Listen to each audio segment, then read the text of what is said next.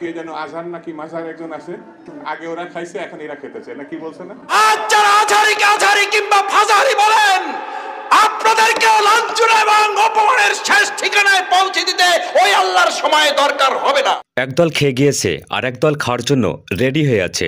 এই বক্তব্য নিজেদের গায়ে মেখে ক্ষুদ্র প্রতিক্রিয়া দেখানোর ঠিক হয়নি বলে মন্তব্য করেছেন জনপ্রিয় ইসলামিক বক্তা ডক্টর মিজানুর রহমান আজহারি। তিনি বলেন, এটা খুবই অনভিপ্রেত হয়েছে।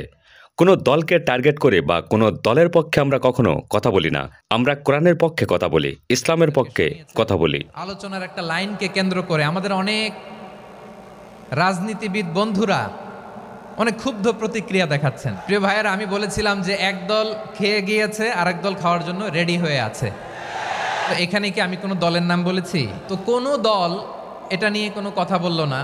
আপনারা এটাকে নিজের গায়ে যে মাখালেন, এটা ঠিক হয়নি। আমি বলবো যে এটা খুবই অনভিপ্রেত হয়েছে।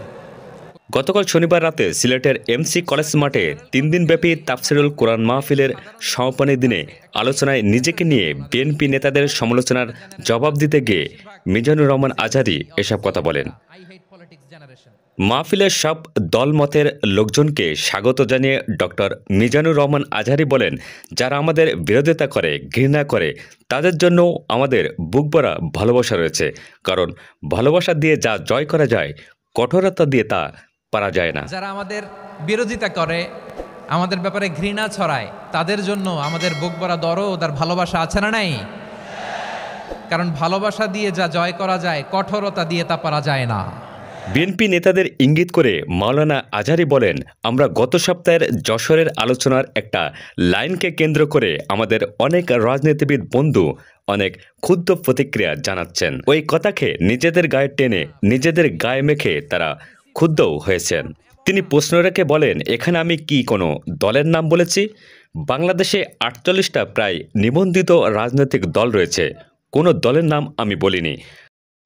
তো এখানে কি আমি কোনো দলের নাম বলেছি?